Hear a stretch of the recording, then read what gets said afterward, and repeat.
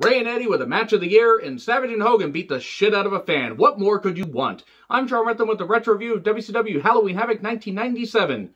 This is a fun show. Not everything was perfect. I'm going to talk about some of the stuff I didn't like, but man, WCW 1997 was a whole lot of fun. Even as the NWO was getting to the point where there were way too many members in it, they had a chance to fix it all with Starrcade 97, which they did not do, but I've talked about that in other reviews. So, Tony Schiavone, Bobby Heenan, Dusty Rhodes on commentary. Mike Tenay joins later, like for this match. Yuji Nagata, fresh-faced Blue Justice himself, with Sonny Ono versus Ultimo Dragon. Ultimo Dragon would need to go away soon after to address bone chips in his elbow. And I think he would suffer an injury that would take him out of wrestling for a little bit, at least, on a full-time basis. Some nice stiff kicks. Ultimo working really well, even despite the elbow injury. Outside moonsault outside. Raven's flock arrives. They really should have utilized Raven and the flock a whole lot better than they did because they were just punching bags. They turned into a storyline just to break them up. Less than a year after this, they broke up at Super Brawl 1998. It was just so weird. And then the God of Lock, we get a rope break. Dragon Sleeper, we get another rope break because the arm just isn't strong enough. And then the arm bar. And Ultimo has to tap out and then gets his elbow targeted by Sonny Ono and Yuji Nagata. So it was good to see that. That's how long Yuji Nagata has been wrestling. He was in WCW as part of the New Japan WCW agreement at the height of its popularity. Gato, yes, the New Japan booker, the current New Japan booker that is. He wasn't at this time. Versus Chris Jericho. Gato and Jado were a fine tag team. Gato will be remembered better as a booker than a wrestler. This is not good. Bad Frankensteiner botch and Lion Tamer for the win. That's your lot right there. Yeah, Jericho was better as a heel. Gato, again, will be remembered better as a booker. Mongo then yells at Deborah. I mean, let's be honest, Deborah dealt with worse from wrestlers in the future. And when Mongo's the best promo cutter in the segment, that's pretty bad. Ray versus Eddie, mask versus title. I don't know what you want me to say about pretty much a perfect match. Rey Mysterio and Eddie never had a better match before this or after this, even when they tried. Everything was just great. Eddie was at his peak mullet, peak physique. Even the botches, the stuff that could have been botches, they turned into gold. The DDT off the goddamn top rope, that was incredible. The Frankensteiner, some lines from Bobby Heenan. Mike, is there anything you don't know? Tell me what you don't know. It's just great shit. And then Eddie slides into the post and they said, oh, the slide doesn't hurt, it's that quick stop. Athleticism. I miss Dusty. I really missed it. Dusty never made a lick of sense on commentary, but goddamn, he was great. Hurricane off the top for 3. Eddie and Ray created magic here. I cannot say enough good shit about this match. If you have not seen Eddie Guerrero versus Rey Mysterio, please fucking do so. And then Hogan and Bischoff talk forever, basically saying they don't want Sting in the arena, and if he's in the arena, Hogan will not face Piper in the cage. To be honest, we would have been better off not getting that match because goddamn, that match was atrocious. And then we get Mongo versus Alex Ray. Goldberg was, taken. It was supposed to be Goldberg versus Mongo, but oh no, Mongo took out Goldberg perhaps. What's going on here? Goldberg isn't wrestling. What the hell is going on here? So Goldberg is basically, this is a weird, early heel run that they had with him because they didn't know what they were doing with him. But yeah, Deborah ended up getting Alex Wright in. And then Mongo and him proceeded to have a match that was very, very boring. And also Deborah did not help at all. Goldberg interferes while the referee is distracted a ton. And I think even Goldberg bumps the ref at one point. And the ref just has to no-sell the goddamn thing. He spears and jackhammers Mongo.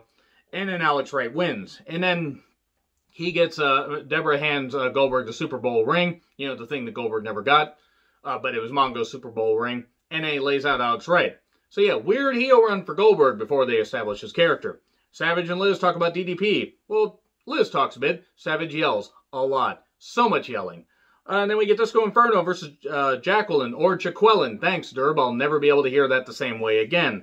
Non-title match because Disco was the TV champion at the time, but they would not sanction a championship match. Vegas would. So Jaqueline, as Derb would say, or Chris, as you would know him, my best friend, would not get a TV title shot. She should have been allowed to kick him in the nuts repeatedly. Disco, that is. Not that it would hurt him because Disco doesn't have any nuts. He doesn't have any balls or anything, that would qualify him to be a goddamn man. I mean, he's a Russo fan. Why the fuck would he? So, Disco didn't want to hit a woman. Okay, nice storytelling there. Get DDT spot, and then later the dreaded roll-up 1, 2, 3. And then we get, Jacqueline gets the win, by the way. And then we get Curt Henning versus Ric Flair, U.S. title match.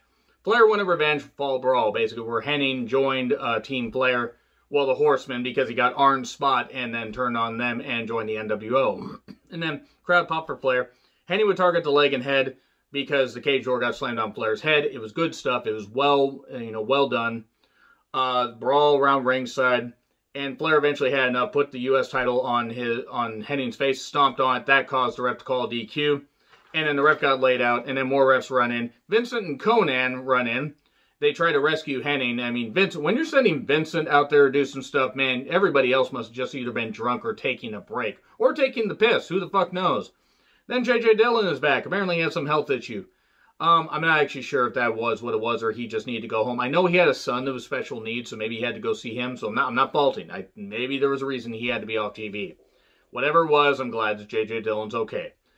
He says that Hogan's demands will not be met, and the main event will still go on. And then Bischoff's here yelling at him and everything. And then there's a notarized document that apparently Bischoff didn't know about, despite being executive vice president. And he's all upset.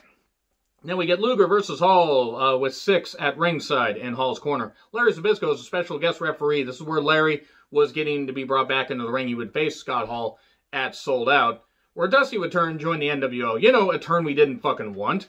Larry calls it right down the middle, actually. He really does. He was going to prove that he called right down the middle. This is not good.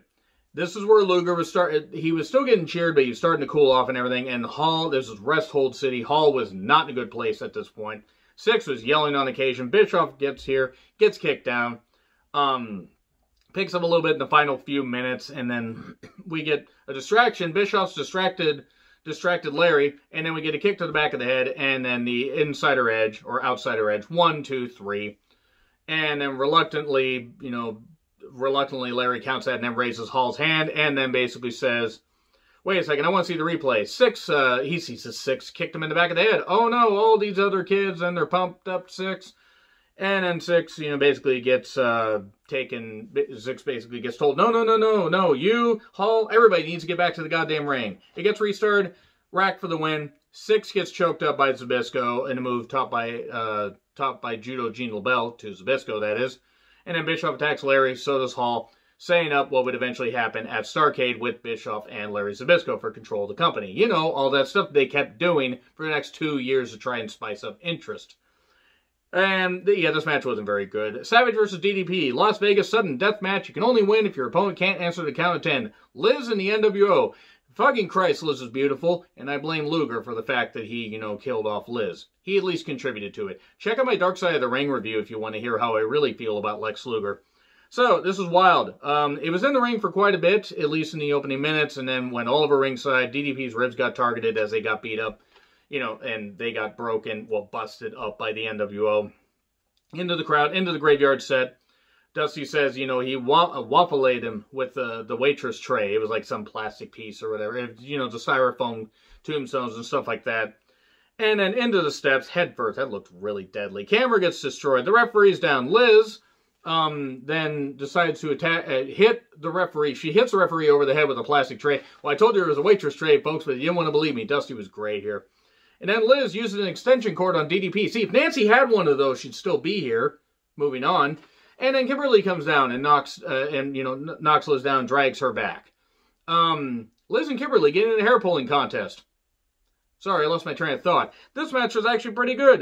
Nick Patrick got in here, and then we got a fake Sting attacking DDP. They thought it was Hogan because of the boots, and then Savage wins because DDP can't answer a 10 count. He gets stretchered out. DDP keeps being attacked by Savage because he's a nut. Now we get Piper versus Hogan, steel cage match. This is terrible. This is terrible. We also got at one point where Piper got Hogan from climbing the cage and started biting his ass. I got some great pictures on my Twitter, by the way, if you want to check that shit out. Because I had to take pictures of that. It was absolutely hilarious. 2 old men trying to climb the cage and on the cage, and this was bad. Piper with 2 replaced hips and Hogan with, hips that were basically mulch. Not a good idea. 1 sting, 2 stings, 3 stings, 4. I actually think it was only 2. They're on top of the cage, all covered with cheese. Savage then arrives and dives off the cage to the ring and somehow, A, doesn't kill his knees, and B, as I hold up these 2 fingers again, doesn't shatter both knees and shatter anyone else's knees, and also somehow doesn't kill himself and anybody else in the ring. He has to try and pull up a bit. Shit, I'm going to hit Piper, and I'm supposed to hit Hogan. And then we get sleeper hold for the win. Savage somehow was back up doing a spot after this. So yeah, so Piper got the victory, but didn't win the title because why the fuck would Hogan want to give him the title that he deserved? And then the fake Sting shows up there, and it's some black guy. I actually don't know his name. I don't know his name at all. I don't know who it was. But then a fan got in the cage, and that fake Sting tackled him. And then Savage and Hogan proceeded to beat the shit out of this fan, and it was great. Beating the shit. Let me tell you right now, I hope that fan was taken out on a goddamn stretcher. You shouldn't even just throw him out in the goddamn arena and let him frickin' just deal with it there. He shouldn't have fucking been helped. If you're going to get drunk and do that kind of shit at a wrestling show or any sporting event, sorry, you reap the goddamn consequences. God damn it. Not even like Hogan, but Hogan and Savage were well within their right to do that shit. And then there we go. That's the end of the show. So yeah, it was a bit of a mess. They had also had Piper handcuffed on the cage wall. But yeah, this is ridiculous. Fun though. It was a fun show. Agree, disagree with what I said? Like, share, subscribe, Twitter handle in the description. I'm John Ritlin. I'll see you soon.